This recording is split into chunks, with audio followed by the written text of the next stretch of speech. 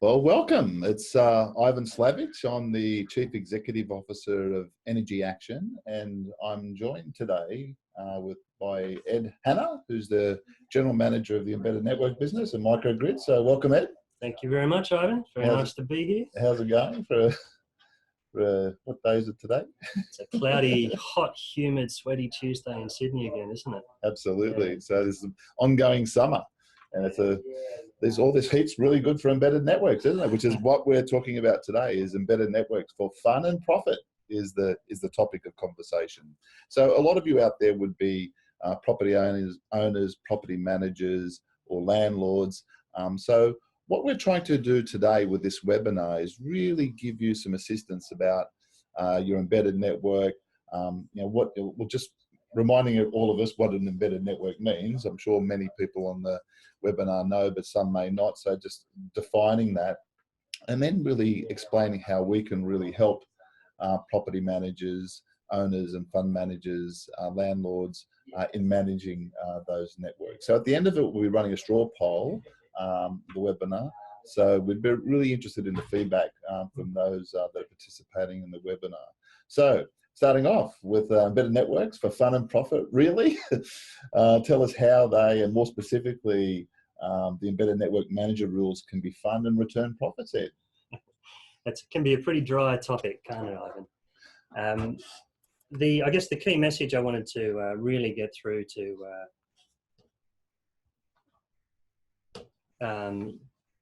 our audience today, sorry, just bear with me a second here.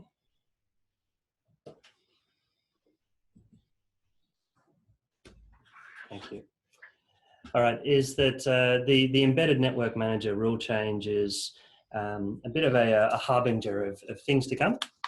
And the opportunity that it presents the business is really to look at the embedded network manager as a point at which you can start to engage with your embedded network service provider on a partnership basis. Yeah. There's a lot of changes coming down the wire.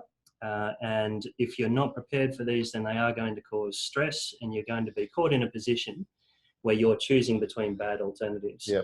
This year, the next year, I think is a good opportunity for embedded network owners that have not already done so to start laying the groundwork for what's to come in their embedded networks.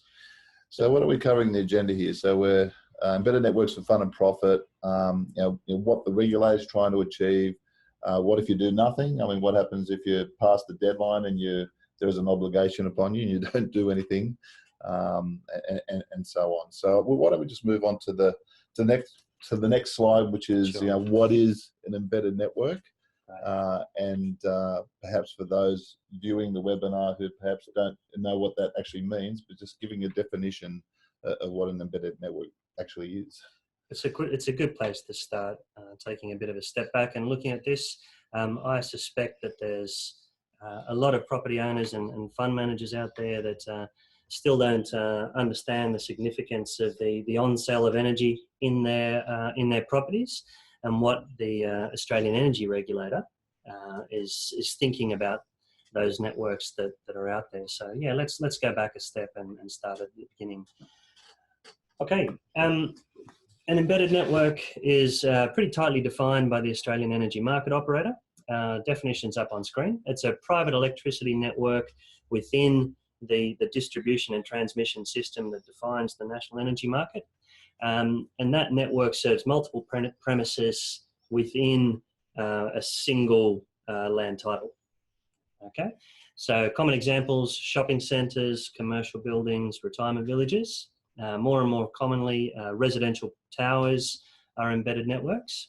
And all of this and the term comes from a whole body of rules, guidelines and regulations that stipulate what you can and can't do and what you need to do before you implement an embedded network. So basically, a simple way of looking at it is you've got like a gate meter at the front, or sometimes no gate meter, and does it have to have a gate meter? It has to have a gate meter. Right, so you've got a gate meter at the front, and you've essentially got all these tenants behind that gate meter who are also got a metered type solution. Correct. And therefore, it's sort of like under the control of that particular landlord. So sort of, it's an interesting space, and an interesting space as to why the regulator has actually decided to get involved. So maybe you talk a little bit about that as to why has the Australian Energy Regulator decided to get much more involved with embedded networks? Sure. Okay. So as soon as you set up that gate meter, well, you do two things. You set up that gate meter and you put private metering on the tenancies within your precinct.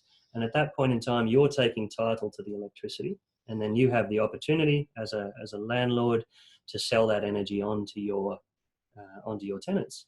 The commercial model is a pretty simple one. It's about buying in bulk and selling in small parcels. Yep. But there are obviously risks, as you're well aware, Ivan. The energy markets in Australia present significant risks to businesses that have to play with them, and you need good advice and good processes in place to manage those risks. Yeah, and there's no shortage of the number of embedded networks out there. So there's over 2,400 embedded networks that are actually registered with the Australian Energy Regulator. So, That's right. And I guess the regulator is also concerned about pricing and the choices that those tenants can make behind the meter as part of that embedded network. That's right, and the guidelines that they implemented to manage embedded networks. I guess the thing that caught the regulator by surprise since those guidelines were implemented was the popularity of the embedded network business model. Yeah. As you say, there's a lot of them out there. At last count, there's about 2,400 embedded networks across the NEM.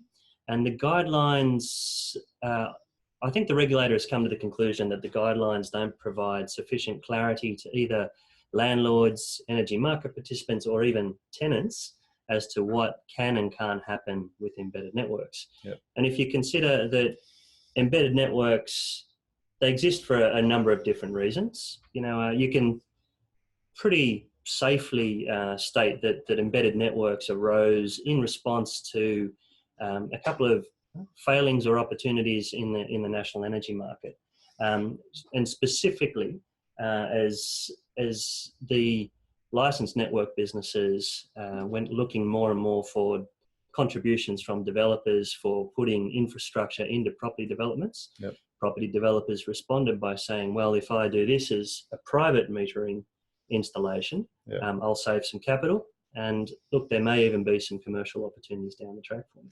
Yeah, I know personally I've got a apartment in Sydney that's is within an embedded network, and there was an obligation to have an embedded network manager by 1st of December, which has been delayed to the 31st of March. Right. Are you agitating? Are you determined to go and get a retail contract? Well, I mean, that's part of it, is having that choice as to whether you stay as part of that embedded network. And I think I really think that the impetus for property owners and landlords is that, clearly the preference is for tenants to stay upon their embedded network, having energy supplied by them.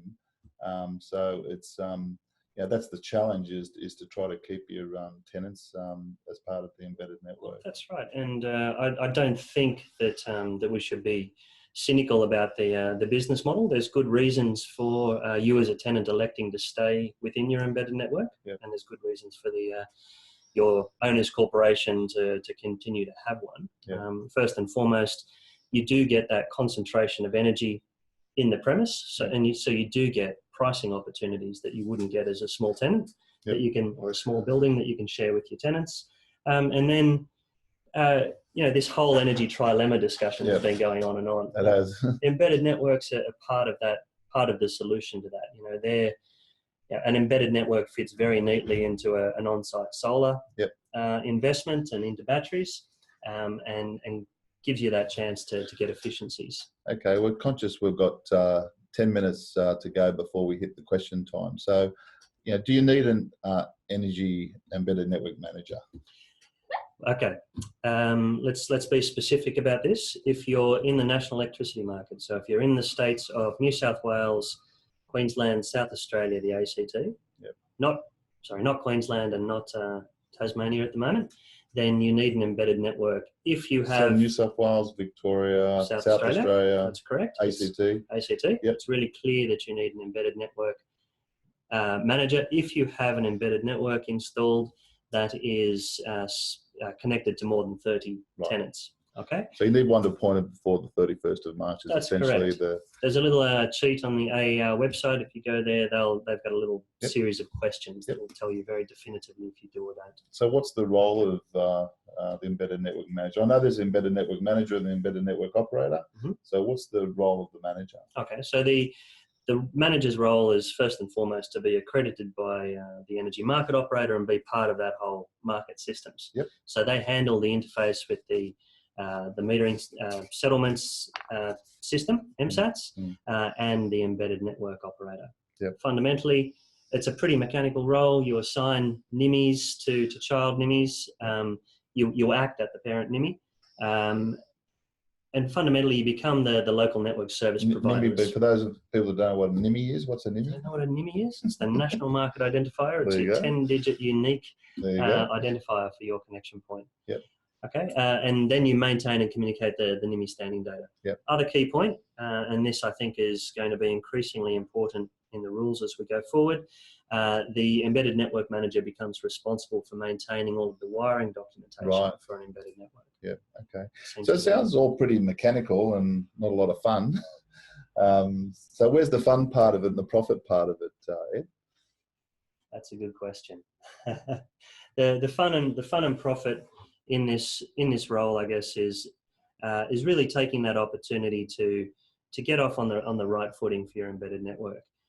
From our point of view, it doesn't make a lot of sense to separate out your embedded network manager and your embedded network operator roles. And where the opportunities are for property owners is where you can get good integration across your data and all of your services that support your embedded network. So across your procurement, your billing, your bill validation, all of those services, such that you've got a flow of data and you can get on with the real part of running your property and know that your embedded network is in good hands. And so if you don't obtain your accreditation by the 31st of March, there's some real consequences of that? There are. The AER is part of the ACCC, and as such it fundamentally has the power to issue civil penalties. Okay. We saw one of the big real estate trusts the year before last get hit with some significant penalties. We think they'll be in that order. There are a few steps before you actually get hit with the penalties, so don't panic, but it is a risk that you need to be mindful of. Okay, so why do we think that Energy Action's a good place to start? Obviously, it's important to go with an entity that has the accreditation. But why Energy Action? Right. Well, I think the important thing, Ivan, is to acknowledge that the embedded network manager role is really the thin edge of the wedge. This is the first in a series of changes that the regulated bodies are looking at. And just as everybody in the space was adjusting to the ENM role through November, December last year, we were getting our accreditations as everybody else was.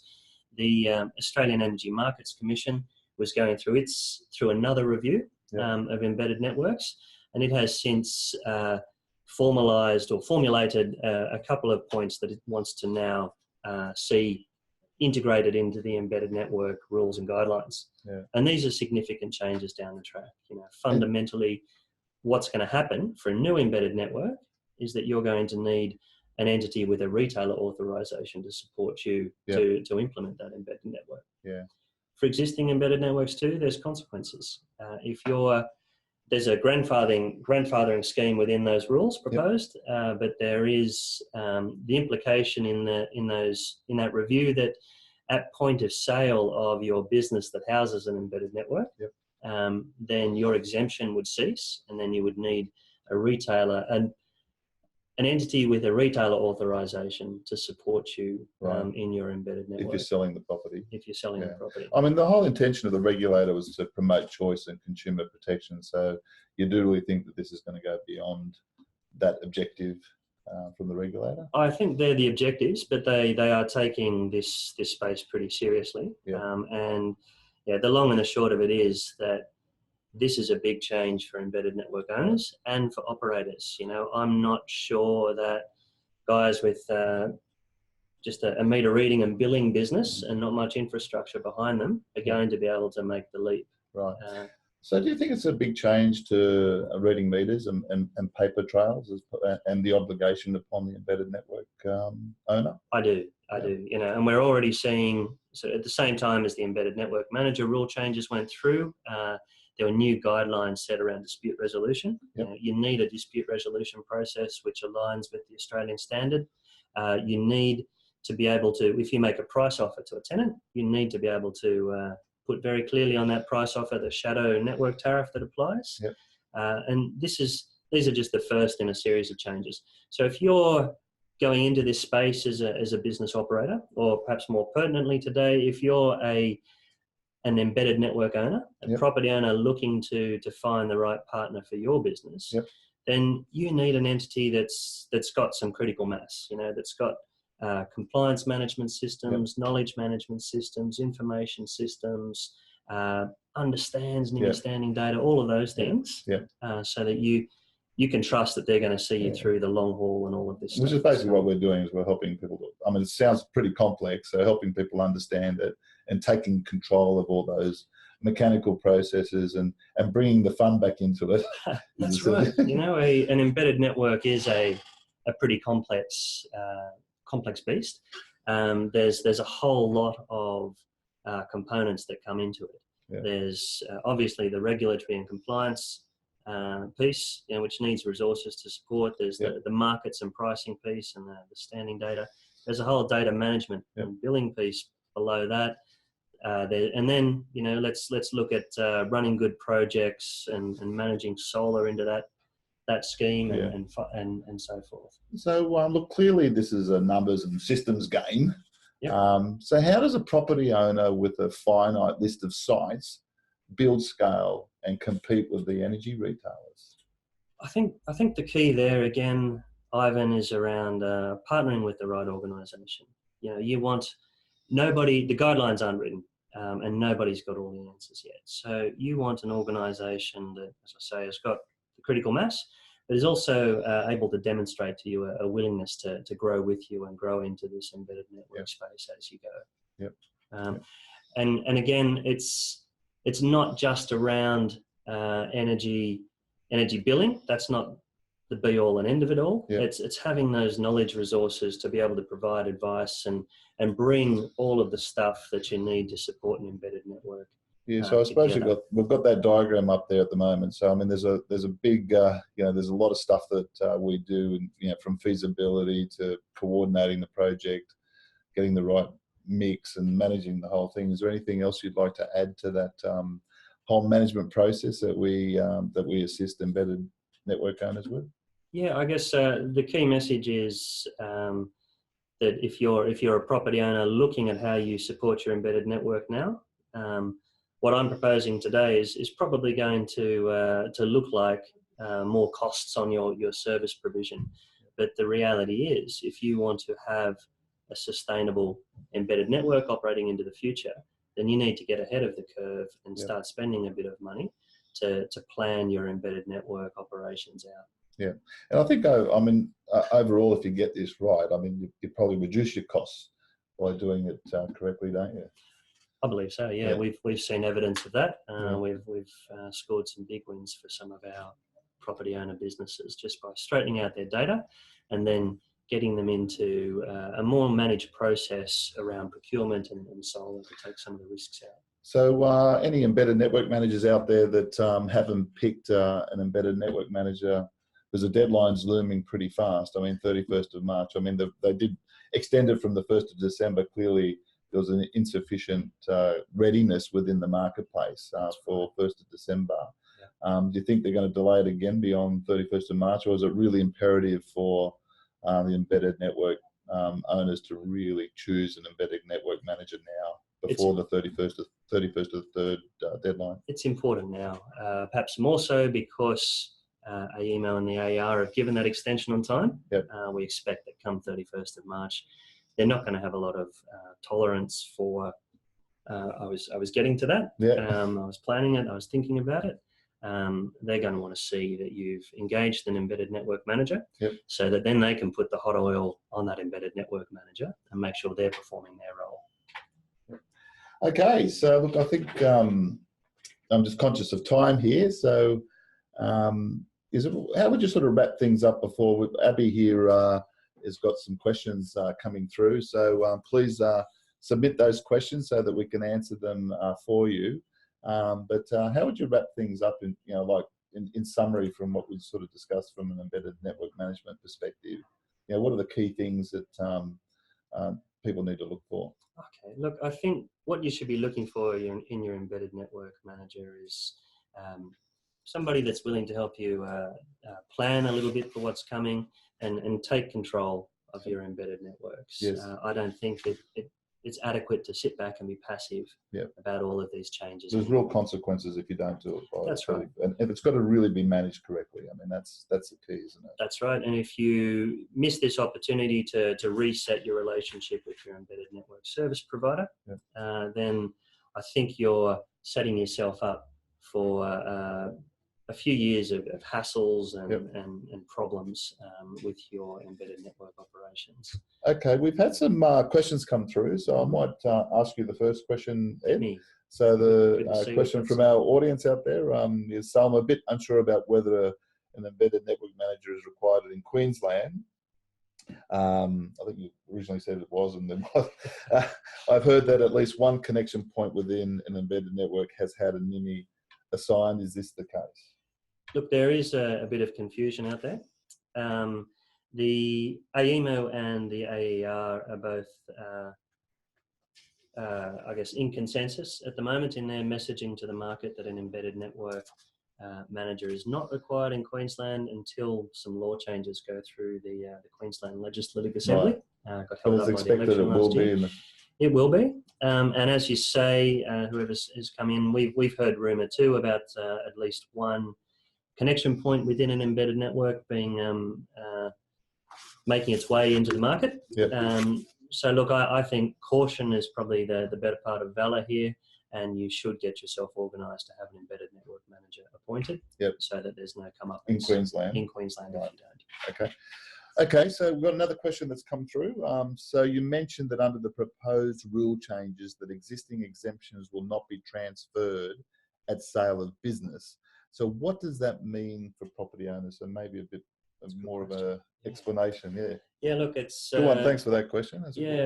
This is all obviously sort of quite new, and everybody's wrestling with what this means. But the first implication of this grandfathering process is that obviously your incoming owner of your business, if you sell your business, will not have the exemptions, the retail exemption in place around to manage your embedded network. So for them to operate that embedded network and for you to realise the value of that when you sell your premise, you're going to need to have an entity with a retailer authorisation in place, offering some continuity through that sale process. And what does that mean exactly, having a retailer authorisation in place? Yeah, look, okay, there's obviously the big traditional retailers are authorised retailers. Yes. Whether they would step into this space and be effective in this space, I'm not sure. We've been in this game a long time, Ivan, about 18 years, and we know that the traditional retailer businesses don't always hang around through sale of business. It's not always easy to novate your contract when you sell. So that could potentially leave an embedded network high and dry for this purpose. So I think entities like Energy Action will have a good look at whether it fits for them to be an authorised retailer, and I think we're in a good position to support businesses as they go through that process. We just had a locomotive go through Parramatta there, so you may have picked that up on the microphone. So Coltrane to support our national grid, which you'll salute. Don't know about the renewable energy pundits, mate. Okay, so we've got another question that's come in. Fun and profit. Where is the fun and profit in all of this? Surely just discussing this with us is fun and a good use of your time. I mean, look, what a lot of politicians talk about is reducing the red tape. This sounds like it's a bit more red tape. But like, as we were saying before, that the real objective here from the regulator is to provide consumers that choice and to provide them that protection. I guess there have been some, dodgy players in the past, maybe. Maybe. And you know, obviously when regulators step into the breach, it's often because of practices that were really, you know, it's as always in life, isn't it? It's just a few bad players that sort of spoil it for the rest of us, and the regulators come in. So, but fun and profit. Okay. So where's the fun in all this? All right. Well, Ivan, you're fun for us. You're a CEO of a business, and you know that what erodes fun and profit in your business is when changes come through that you're not expecting, and you've got a set of bad decisions that you have to make. You know, that's what causes stress. You've got to make it quickly. Yep. The fun and profit, I guess, is really about doing the groundwork now. You know, be prepared, understand what your options are, understand who's out there to support your business, yep. And make sure your embedded network is resilient. You know, that's where the fun comes from. Yep. The profit, I see the embedded network profits every day in the work that we do for our clients. Yep. I'm strongly of the opinion that the fundamental business model will continue, yep. but I think it's important that embedded network operators get ahead of it and plan for it. And look, I think the other opportunity there is to look, when you're choosing your embedded network operator and worrying about the impact on costs, yep. look at services around your embedded network and opportunities to integrate different bits of your energy management together, yep. and find the synergies, find the overlaps, and I think you'll get some great outcomes. Yeah. Abby, do we have any more questions, or is it what's that? Oh, we've got the poll. So okay, so we're just sharing the poll. So are you a property owner with an embedded network and yet to appoint an embedded network operator, and do you see your embedded network manager or operator as a partnering relationship for their business, and do you see your embedded network manager / operator as a service provider that provides a fairly commoditized and simple service? So there's a poll there for you. We'd encourage you to complete that. We've got some people completing it already, so thanks for that. It's like a worm. So yeah, look, be good if you could participate and in that poll. And we've got a couple of minutes left. I mean, one thing that does confuse. Q&A's down there. Yeah, do you want to go to the more Q&A? Sorry, if you had a point to make, Ivan, let's have a go. Okay, so can you please ask how hefty the penalties will be should an embedded network manager not be in place by the 31st of March? Is from Sandy. Thanks, Sandy. We've asked for that advice. We haven't got a clear answer back from the AER, and I'm reluctant to ask it too many times. But as I mentioned earlier, we did see fines of $50,000 imposed upon a landlord a couple of years ago for not having adequate paperwork. Their paperwork was not up to date. Right, so we're not sure exactly what the fine is, but there will be fines. There will be fines. And look, we've also seen Origin and AGL pipped in the last few weeks for some breaches of their license regulations.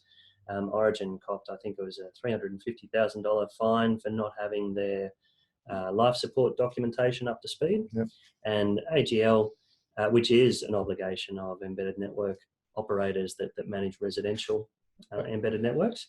And AGL got pipped for not offering $60,000 fine for not advising customers that their contracts were due to expire. Okay, so there's some serious dollars there. That's right. And we'll try to get this last question in as well from Darren.